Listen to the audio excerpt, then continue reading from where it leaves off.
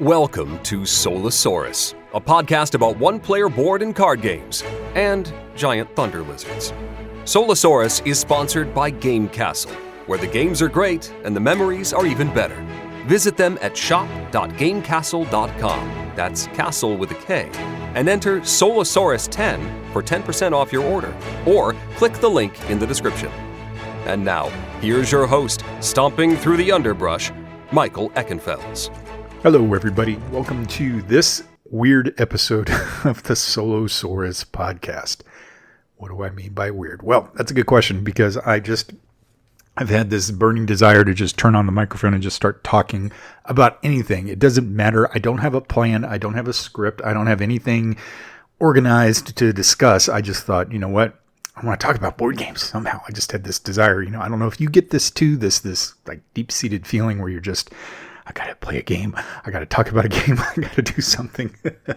I'm working on reviews. I'm actually working on episode 95 right now. So wherever this, if I do release it, comes into the scheme of production, which will be after the fact, obviously. If this sounds good to me, if it feels right, I'll just go ahead and release it to the wild. If not, I'll just be me babbling for an hour to myself, and then I'll be done. Lucky you if you get to listen to this. But I'm working on 95, as I said. It's taking up a bit of time because I'm doing sound effects in it. It's kind of a, I don't want to get into detail on it. Well, that's silly. I mean, if you're listening to this, you've already listened to that. See, this is the fun part of not having a script or knowing what I'm going to talk about. So what the heck, right? I think that one took me a bit of time because, and it's kind of funny to talk like that because I'm still working on it. But anyway, it requires me to stop and look for a particular sound effect in the library that I have access to and try to enhance the narrative in a way by doing that. And if you like that kind of thing, please let me know. Either email me at solosauruspodcast@gmail.com. Don't sit there and think, oh, well, somebody else can do it. I don't want to do it. He probably knows. I don't. Seriously, give me an email or go onto the Facebook page for Solosaurus and say, hey, good episode. I liked how that worked. Or, hey, not so great. Or, hey, that was terrible. I don't care. I need feedback. So, please give me that. Let me know what you think. So, in this particular episode, as I said, I don't really have a plan. I'm just going to talk about some things. I'm going to go on to GameFound, I guess, maybe Kickstarter. I'll talk about a few ideas and potential things out there that you might not have heard of that you might want to know a little bit more about. Reviews I have on the horizon, things like that. Maybe some game news as well. I know I said a few episodes ago I might not be leaning into the news that much unless it's something that I knew was coming and I was really excited about it. For me, as a reviewer, it's really hard to get excited about some games. And I don't know if you feel the same way as a player. I'm sure you do. I mean, my Facebook feed is full of, here's a game company I've never heard of. Again, it doesn't really matter whether I've heard of them or not. It just is what it is. It could be a new company. It could be one that I've never really played or bought games from. Here's our new game. And here it is. And it's just all this glory and all these pictures. And it's just kind of meh. I look at it and go, okay, whatever. Doesn't really do much for me.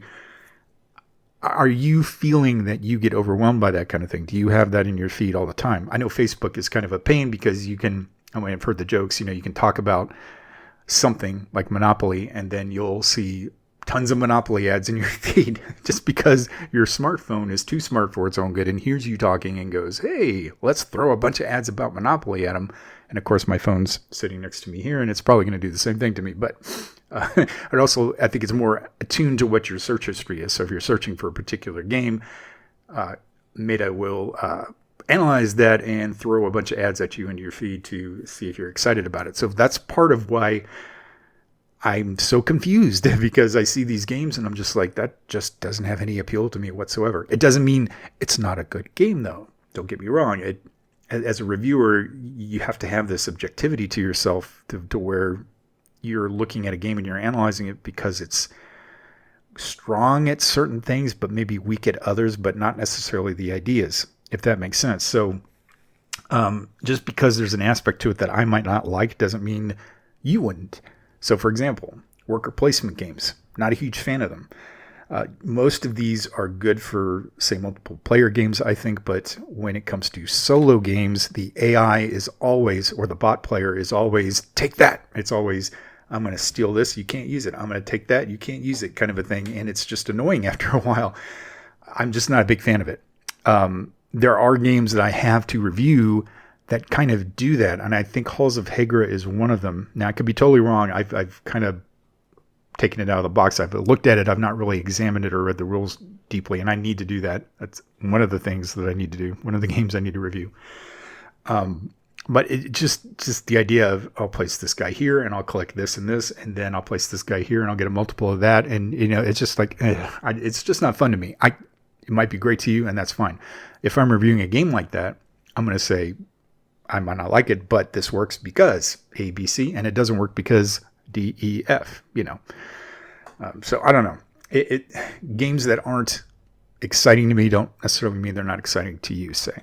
But things I am excited about, I can go on and on about for hours, and you'll probably just be, oh, great, he's gone on that tear again. Well, I was looking at GameFound, actually, and my projects. I've had a few things delivered, which is cool, and I've not really had a lot of experience with that, like some of you have over the years. You've probably backed a lot of games, and you get tons of them all the time, and I'm just kind of not used to getting these big box all-in projects, which is, case in point, Kings of Ruin and Fall of Avalon, and also ISS Vanguard. I got both of those all in, and I had huge boxes come. And part of the reasons why I did my huge culling a few months ago was to make room for all this extra stuff.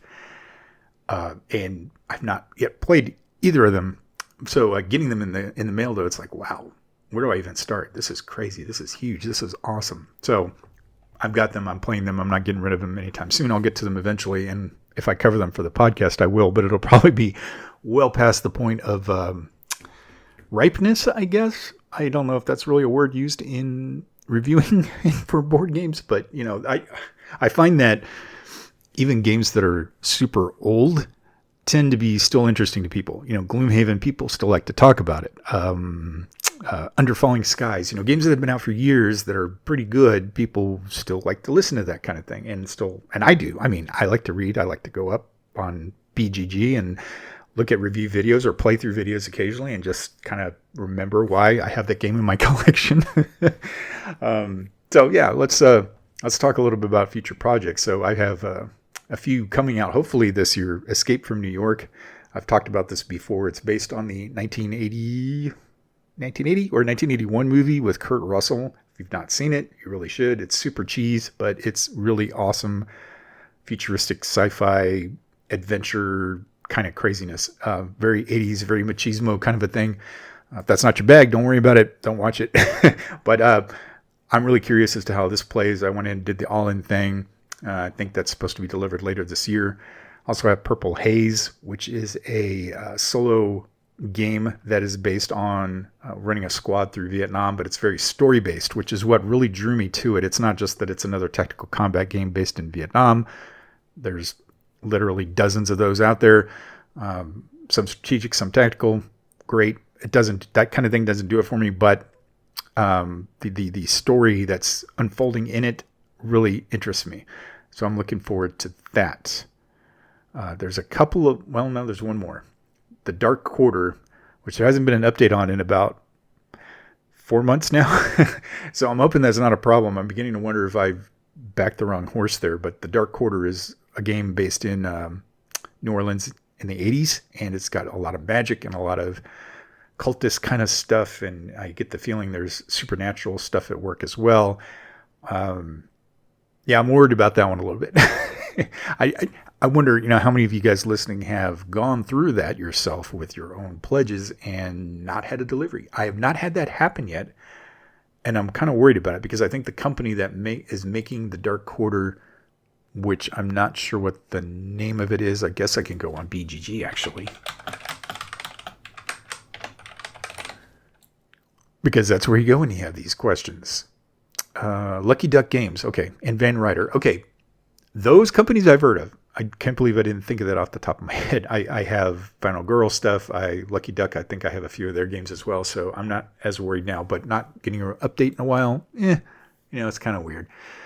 But I also have 911 Operator, the board game that's over on Kickstarter. I can't think of anything else that I have released. I'm curious how many games you guys have coming out soon.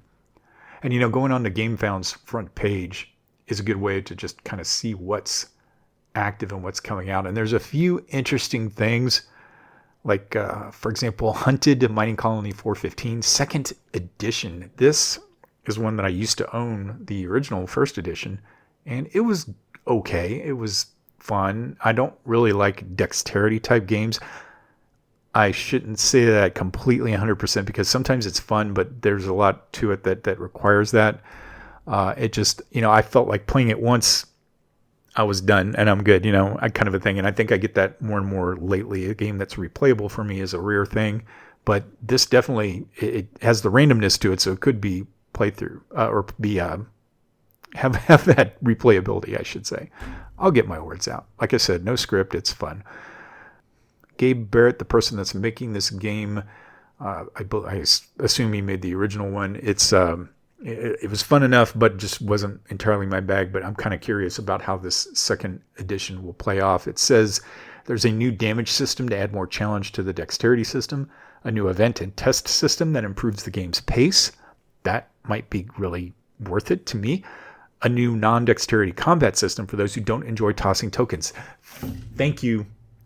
That's that's probably a selling point for me. A really good one too. I mean, not that dexterity is bad. Again, it can be fun, and I had fun with it in my last episode with that game that I just reviewed. I don't want to say the name because, again, I don't know where this episode is going to fall in the scheme of things. But it can be daunting, to have to play dex games, especially when you stink at dex like I do. Didn't so much in the last game, but in general, I'm like, oh boy, I got to flick this or move that or land this in there. I've never been that good at that kind of thing. So anyway, that's a good thing. All stretch goals from the original crowdfunding campaign are included and a new box that looks like a VHS case. That's kind of cool too. VHS cases. I guess I just have nostalgia for that. If you grew up past that time, then I am so sorry. Too bad you didn't get to have VHSs on your bookcase kind of a thing. It looks interesting. I might back this thing. Let's see. Backing for this particular game. Let's see what the levels are. That's always an interesting thing to me. This project. Here we go. Okay. $24. Print and play is $5. Okay, so $24, I believe, is the game itself. $5 print and play. That's not bad. An update pack for $9, which is to update the first edition to the second edition. That's not bad either. So that's $24. I think I might mark that page and go back to it and maybe back it. Cool. Okay, let's see what else we got out here.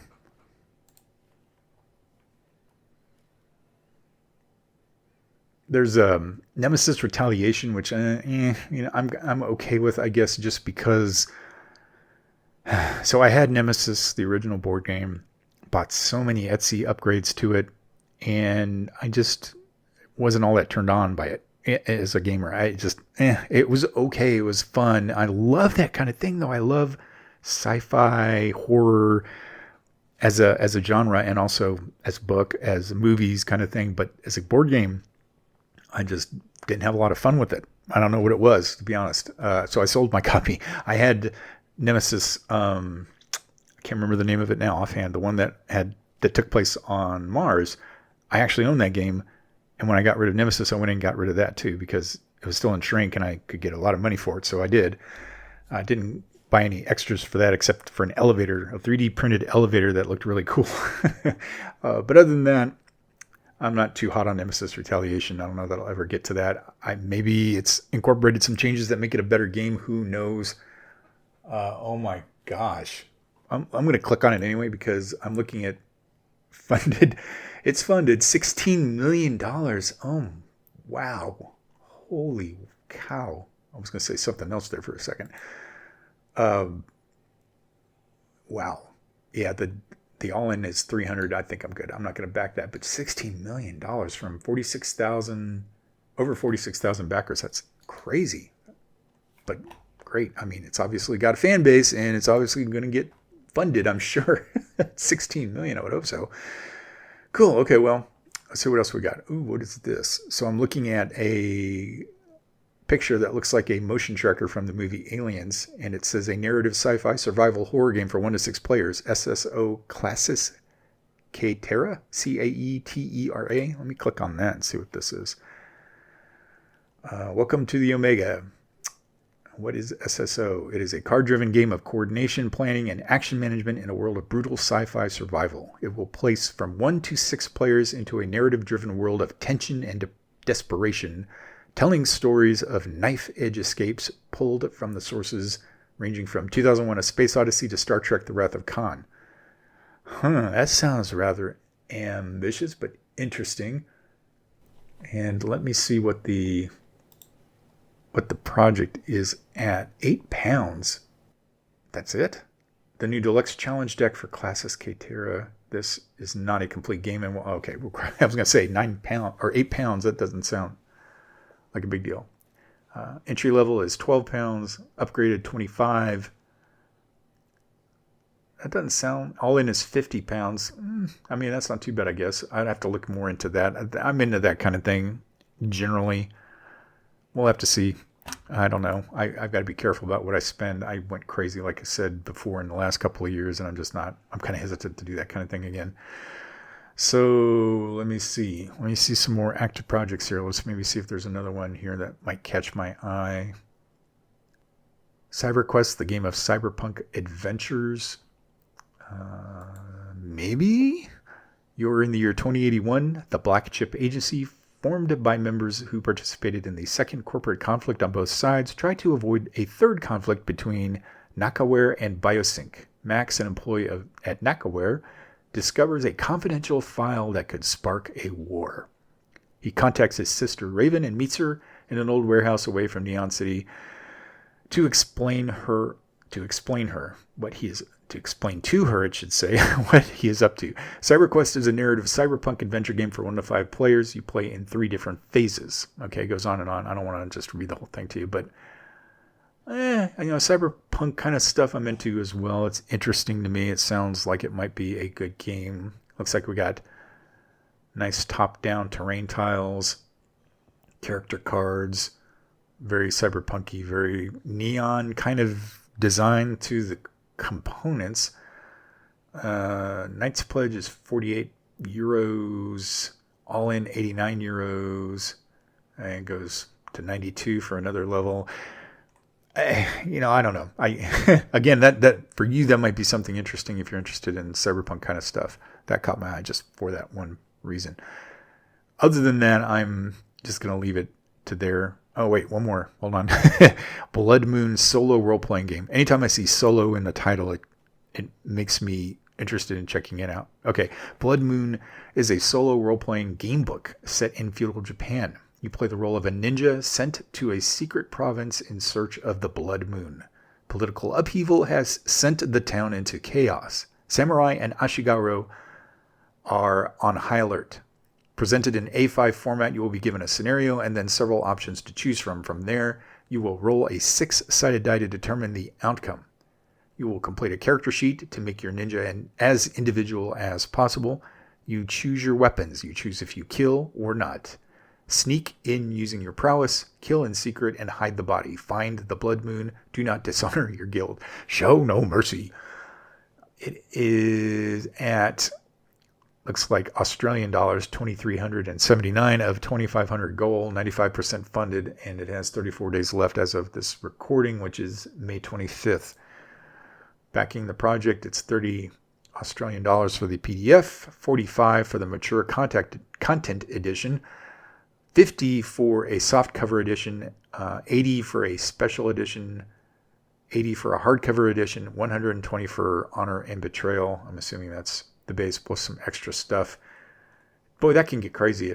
You can just the PDF alone, which is probably something I'd be interested in, 30 Australian dollars, which I'm not sure what that is in American money. Let me see really quick here.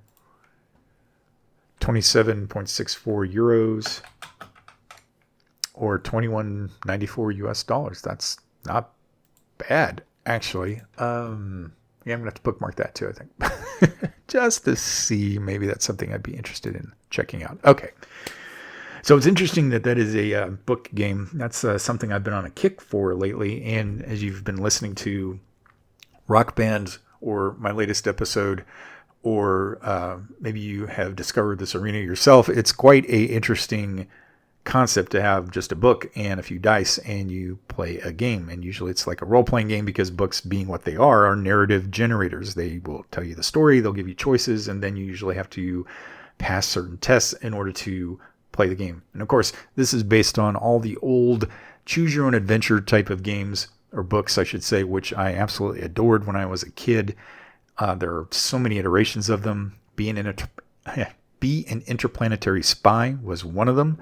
That was a very puzzly game book, and I was not, and still am not really a fan of puzzly type games where you're trying to figure out patterns and just mathematics and things like that. I never had an interest in it, but those books really made me interested in it. And it just goes to show you gamification is a nice learning path. If you're a learner yourself, if you're a designer of learning like I am, gamification is always a good idea. So that particular game book idea just has evolved so much into so many different genres and different things. I mean, Dungeons and Dragons had its own series of books. I've actually got one here on my shelf called Escape the Underdark, which I was intending maybe to use for a future episode. There's also some older ones that I have.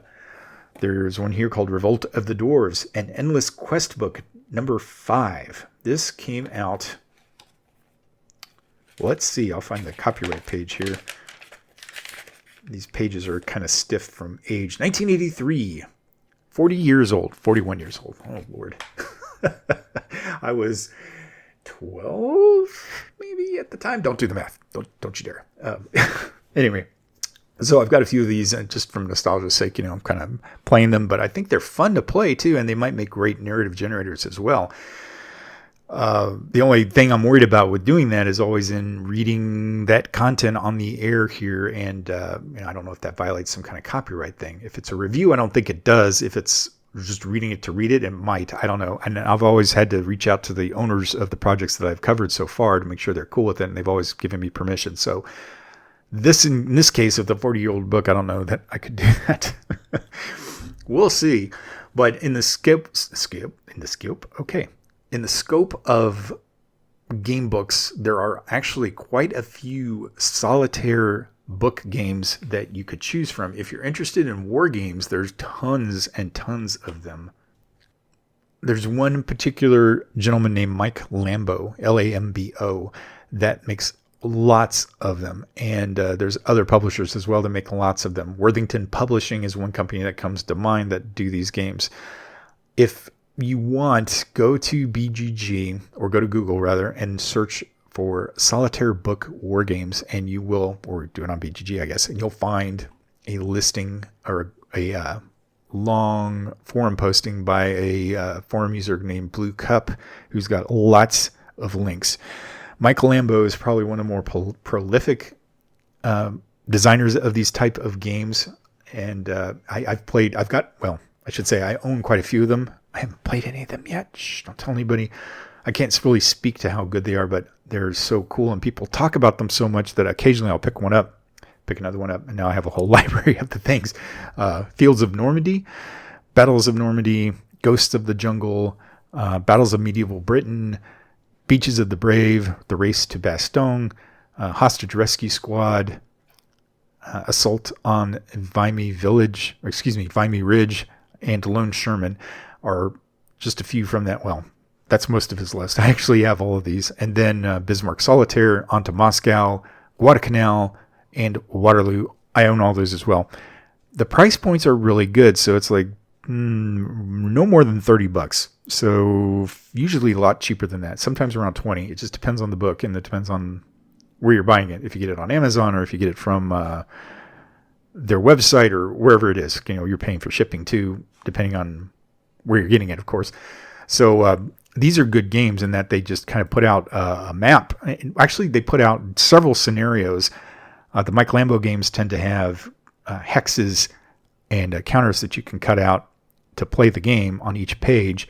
The other ones like On to Moscow and Guadalcanal Solitaire and Gettysburg Solitaire and some of these other ones are just you write in the books. So they have maybe 30 or 40 pages of scenarios, and you're faced with a situation, and it gives you the rules that are maybe 4 pages long. It's not really long at all. And then you just sit there and you fill in things. You kind of do, it's really basic math. I hate math, so I'm fine with this. So if you're afraid of that, don't worry about it. It's really easy. I love the narrative that it tells, and it's actually quite enjoyable. I've played On to Moscow a few times. I've played the other ones as well. And Worthington actually saw such, I want to say they saw such success from some of these that they actually created box versions of a few of these games. I think Bismarck is one of them. Waterloo is another. I don't think they've made more, but I could be wrong. I encourage you to go to Worthington's website to see if this is the case. These games are really neat. And if you go to the BGG page for these books, you'll see that people love these games so much they actually make their own components from them, or they buy little miniatures. Like you can get these off of Etsy, say miniature tanks of different types and nationalities, little infantrymen if you want. You can get a little terrain. You can make your own, 3D print them, buy them somewhere. They love enhancing these games, and that's part of what makes this so visually appealing to me. It's just a book, but you can add so much to it if you want, or you can just play it straight up as it is, as a book with a little bit of dice and a pen or a pencil, and you're ready to go. I mean, who doesn't have dice, right? I probably have too much dice myself. I have a entire Plano case, a huge one, double-sided, that's full of freaking dice, and then I have more dice elsewhere. I have so many collections of polyhedral dice and 6-sided dice. I've got thematic 6-sideds, like from the Bolt Action collection. So they have like a German cross for the 6 space, or the British roundel on the 6 space, or the American Star or American Marine logo on the 6 space. It's out of control.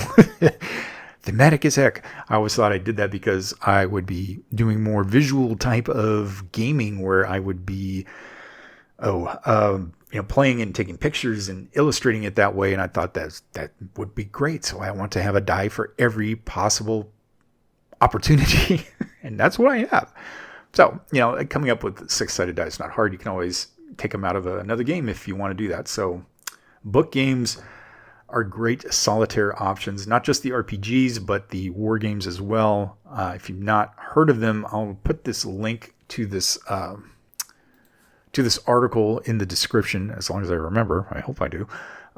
Then you can see it there. There's also an Amazon link. I'm not a proponent of Amazon in that I'm going to say, yeah, go to Amazon and buy everything.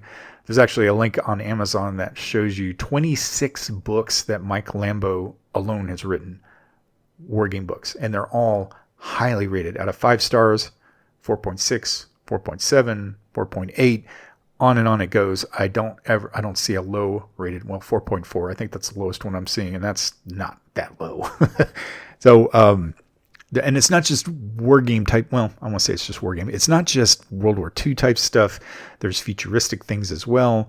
There's something with astro tanks. There's also Outpost 2099.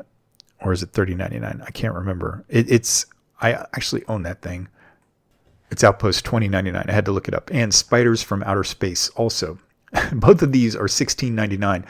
So they're not expensive. I mean, like I said, they go up to $30. But let me look at Outpost 2099 here really quick on Board Game Geek, just to get a few of the pictures. They have decent little maps. I mean, they're not beautiful, but they come in a book. So, there's kind of limited to that. I think they're probably functional. This game is rated 7.9 on the BGG scale. So that's not bad. If you're into this kind of sci-fi play, go for it, man. I'd say check it out. One other thing, if you're into these solo war games, there's another publisher I want to turn you on to. They're called Blue Panther. Blue Panther is a publisher that does print-on-demand type games. So they don't keep games in stock. You order it, they send it to their printer, who puts it together and sends it to you. I'm a big fan of some of their games, to be honest. And they're actually having a Memorial Day sale right now. Apparently, that's 15% off your order. So they're not a sponsor. I'm just reading to you what I'm seeing on their website at the moment. And this is, of course, Well, let me see here. Among the Blue Panther collection are several different companies. Blue Panther Collection, Catastrophe Games, THGC, War Diary, Schutze Games, Red Sash, PKG. There's tons of them. I'm going to go to Hollandspiel specifically because I like Hollandspiel, and I know some of these games pretty well because I've owned quite a few of them. So let me go through their products really quick here. Hollandspiel actually has a solo section. So if you go to the quickest way to get to it, I don't see it on the main page here, and I'm sure it's here and I'm just missing it. But if you go to Google and do Hollandspiel, which is just like the country name Holland, Holland, and then Spiel, Spiele, one word, and then do solo, and the first result will be where you want to go. I'm just looking at the page here. They've got tons of stuff that cover all kinds of different historical periods, as well as hypotheticals and sci-fi and history from the Roman Empire to beyond where we are right now. So Endurance is one that's interesting. It's about survival in the Antarctic based on the Ernest Shackleton expedition of 1914, which was an incredible story in and of itself. If you've not heard of this, you really should check it out, because this is a crew that were stuck in Antarctica, impossible to get out. They had to leave the ship behind. They had to take longboats or craft their own. I can't remember. The story's been a while since I've read it, but they had to sail hundreds of miles in desolate Antarctic waters, which are not the friendliest waters, and get to an island. And then while they were starving slowly, another group decided to leave the island so that they could go find rescue because they weren't finding anything there. Every single person on this crew survived. And this particular game says that is the penultimate goal. That is actually the best result you can get for this game, which tells you, any game worth its salt, there's going to be a whole range of results. There's going to be you just totally stink and you failed utterly, or you just are awesome and you totally won. And the totally won option is what happened historically. And the game says, and it's kind of trying to manage your expectations, where it's just saying, hey, you don't expect to win, because what happened to these guys historically was the best result. And what you do, you're probably going to lose crew members. You're probably going to fail. But that's the whole point of the game, is just to strive for that perfection, right? And having it delivered to you each time is not a fun game to me. I mean, you want it to be fun enough to keep bringing you back to it, but also not so frustrating that you're just getting your behind kicked every single time. Because that's Endurance. It's a good game. There's also, I've owned every single one of these games and playing them. Looking on there's 11 games here and I've owned every single one of them. Some of them I've sold, some of them I still have. The ones I still have, NATO Air Commander, which is a hypothetical game where you are the commander of NATO air forces during a hypothetical Warsaw Pact NATO war. And you are managing your resources to support the ground war and also to try to rid the skies of Warsaw Pact air power. It's not an easy game. It got a perfect balance to it, though. I absolutely adore the game. It's a lot of fun. And if you're into that kind of thing, I'd highly recommend you check it out. Escape from Hades is another one. It's a sci-fi game where you're on an impenetrable prison that's swarming with enemy warriors. You have to, there's a princess in there as well. It's very Star Wars-esque in that regards. Very sci-fi noir, I guess you want to call it. I don't know. That's kind of my idea. You are racing against time as you're trying to make an opposed landing on the prison surface to rescue these prisoners, and the prisoners are trying to get out. It's just a lot of fun, and it's also designed by Herman Lutman, who is a great guy. I've met him in person. I've got a couple of his other games. He's a fantastic designer. So if you like that kind of thing, go check it out. There's another one that's unusual called Heading Forward. Heading Forward is a very unusual solitaire game in that you take on the role of someone going through rehab. And it's rehab for a traumatic injury, whether it's a car crash or a sports injury or a workplace accident. Any of these things, it's a traumatic brain injury. So I know this is a very sensitive subject, perhaps for some people. I totally get it. But this is a fantastic game because it really brings out empathy, and it also brings in just this perception of this world that you might not have seen before. And also just I was drawn into it because it's so different, and it has to do with the medical field, which I was a part of many years ago, and I kind of miss, honestly. I wish I had stuck with going down that path more, but it's a very satisfying kind of a game.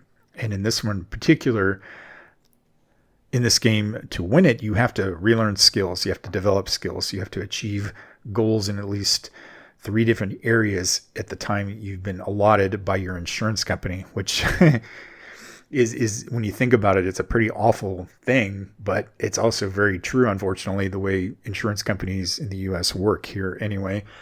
So it's if you can succeed within your time, then you win the game, but if you, so to speak. But if you fail to do so, insurance will discontinue your payment and you lose the game.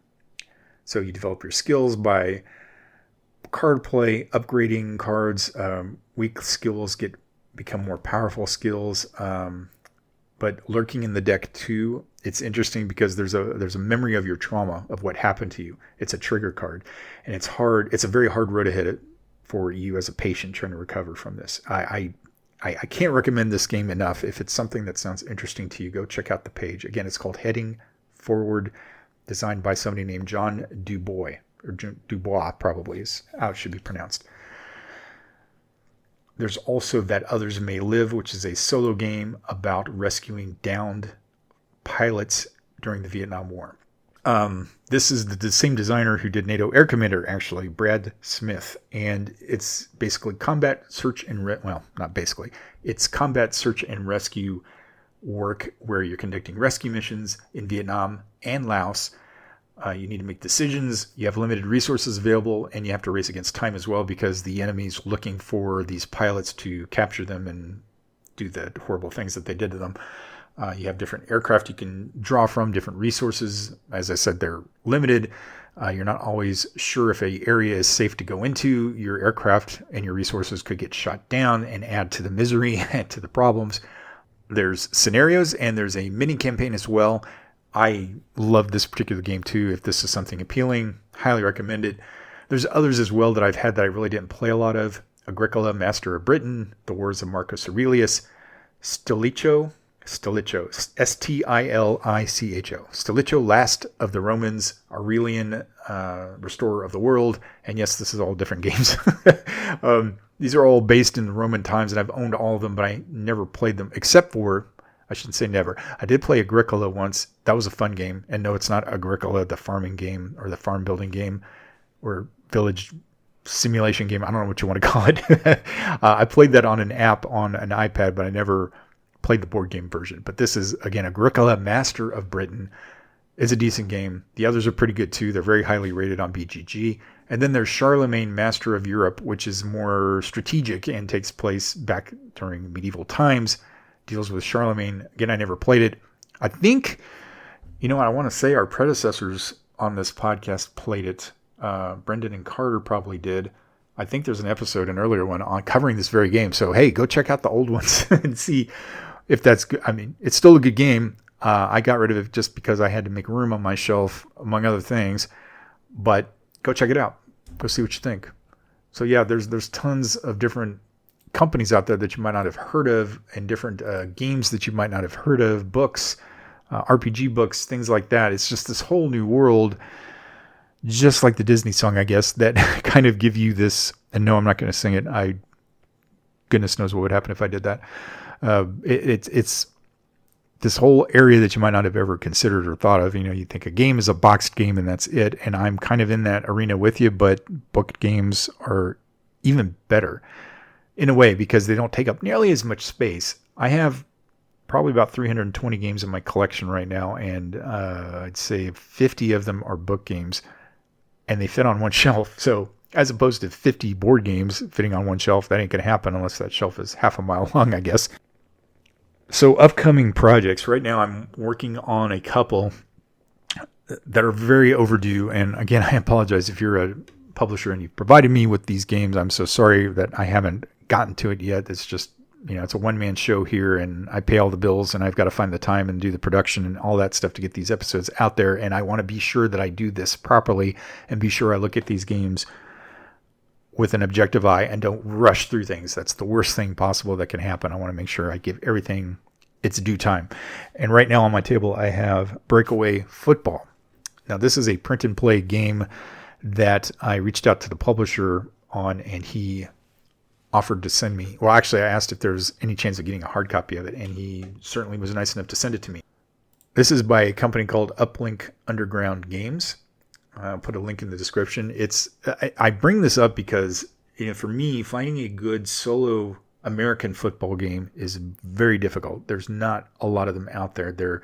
Of course, how could there be? Playing a sports game where you have American football involved, you have one side that's the offense and one side that's the defense, and you have to call plays that you think will do the best against them. So you got to try to second guess what your opponent is doing. And of course, that's not always the easiest thing to simulate when you're playing solo. If you play a football game solo, you're usually kind of just macking the system in a way that you can do it to try to do that experience, try to make it feel like you're really playing it against an opponent. And I've not met many games that do that. This particular one is very good because it actually does feel like the opponent is keying on you. So it's not easy, but it's fun in that regard. And I can't wait to dive into it more to get you some more detail on that. Another one is called Snap Ships Tactics. I have the starter box, which has 2 ships in it. And it's an interesting game because you put together these large ships from almost Lego-like bricks. Now, they're not Lego. They're different than Legos. Don't strike me for that. They're little pieces that kind of form together, and you can build a ship, but you can also build variations of this ship. So if you want a certain configuration with certain weapons, you can do that. I think you have to have points to do that. I've looked at this game. I've got it to the table a couple of times, but I need to do it some more before I can really give a good review of it. And I think this has got a whole slew of expansions too. So if you like it, you can really play it. Now, one thing I was concerned with it was the ships are so big. Like if I make a fist, the ship is probably about that big. But you really only need about a 3x3 play area, 3 foot by 3 feet to play it. So that's not too bad for something of this scale.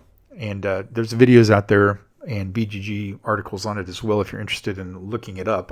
To show you how it plays, I will have my thoughts on that one soon. I also have Halls of Hagra, as I mentioned. I have Legacy of You. I have so many others that I want to get to. And then, of course, on top of that, I've got the incoming games that I've received that I would love to cover at some point, but I'm prioritizing the ones that I've received from publishers and from the game castle itself, from my sponsor. I have one called Sword and Sorcery Ancient Chronicles Core Set, which came from Ares Games. That came from Game Castle. Thank you for that. I also think they're going to send me a couple of more, and those will be a surprise. I'm not going to say what they are offhand. Still waiting to see them in the mail, but we'll get to that point when we do, and I think you'll be excited about them. I'm looking forward to checking them out. Besides those, like I said, I've got Kings of Ruin. I'd love to review that. Cyberpunk 2077. 11, which is a football game, European football, I should say, that came out last year. I was all in on that, and I actually helped them with their books to review them and to provide edits, and they liked it so much that they put me in as a card as a player. I think I said something about that online a year ago or so, and I absolutely adored that. It's so cool to be in a game, one of maybe 400 cards, but hey, I'm in there. I've never been in a board game before, so perfect, great. I also, I did a trade recently, and it's kind of funny when you go into Board Game Marketplace, there's a trading spot there for board games, and this guy was listing some really cool games, so I thought, well, I can't afford any of these, but would you take a trade? And I didn't expect him to say, yeah, what do you got? So fortunately I had my BGG page updated, which I need to go back and do actually, because I've had a few acquisitions since then. But we just did the trade this past week, and I received out of that season 1 of Final Girl, season 2 of Final Girl, Imperial Assault, the base game, and Return to Hoth expansion, and Gloomhaven, and Doom the board game. I'm thrilled at all of these, to be honest. The Doom the board game is going to be interesting because I think there's a solo mode for it. I need to look at that. Final Girl. Oh, I mean, I could do episode on that and playthroughs on that as well. I imagine that would be so cool to do this 80s type of slasher type of playthrough for it. So I'm kind of another thing on my radar and another thing on my packed radar to do. And then Gloomhaven. Wow, with what is with Gloomhaven always being on my shelf? I don't know what it is. Oh man. So I bought it when it first came out, played it once with my daughter. She was kind of on it, but I liked it. I just never got it back to the table. So I had to sell it because it's a huge box. It takes up a lot of space. So then I regretted that, of course, as I do with some of my sales, not all of them, but some of them. So I bought it again. And I got the Broken Token insert, which some of you probably know is just as expensive as the freaking board game. And I also bought tons and tons of Etsy stuff because I'm going to play this game. I'm all about this. This is so fun. And Etsy is kind of a rabbit path for board game components, enhanced ones anyway. I don't recommend it unless you really think you can walk away from it because you see so much cool stuff on there. But I sold that in my culling recently because it was either that or Frosthaven. Frosthaven, I was like, this is the newer one. I'll probably just go with this. This probably incorporates some cool changes from Gloomhaven. I don't know. Not that Gloomhaven's a bad game or a broken one. It just might be slightly better. I don't know, but it'll be the same experience. So it just came up in the conversation that he had it as well, and he was willing to give it to me for, the things that he wanted from my list. So I was like, oh, okay, why not? I'll get Gloomhaven also. And now I have it for the third time. So I guess I got to play it this time. And it's unpunched. The stickers haven't been used. He never messed with any of that. So I'm just kind of like, wow, this is cool. So I've got it again. I want to get to that. I also have Jaws of the Lion, which I actually played the first mission of. And that's a fun one too. So, there's just so much stuff that I want to get to. And it's almost analysis paralysis in a way. I wish I could just put up a poll and have you guys decide which one you want me to review next. I'd be happy to do that, but I don't know that y'all care. You just want to hear me talk about something. And that's why I'm here in this particular episode. We're going on about 50 minutes now. I'm sure this will be edited down a little bit, but pretty close to an hour. I just wanted to babble a little bit about board games. I also wanted to test out this new thing that I have, which is a nice new mic arm. So hopefully my voice is coming through clearer and better. I'm really excited about that. Strangely, I'm excited about all my board games, but I really thought this mic arm that I have attached to my desk is even cooler. So there we go. We've got tons of stuff in store for you here at Solosaurus. I appreciate you guys listening. I'm appreciative to the Game Castle for continuing to be our sponsor. I encourage you guys to go over there and check out what they have available for sale. Go look at their store and use a code called Solosaurus10. Use a code called Solosaurus10.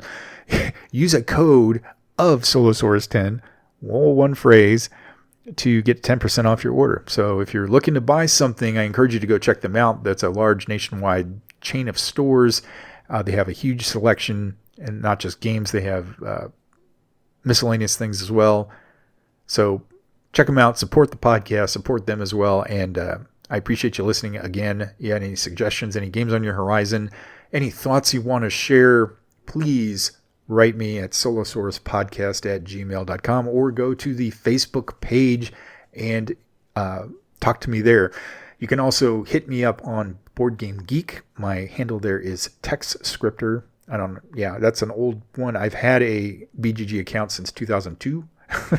So that's TEXSCRIPTER.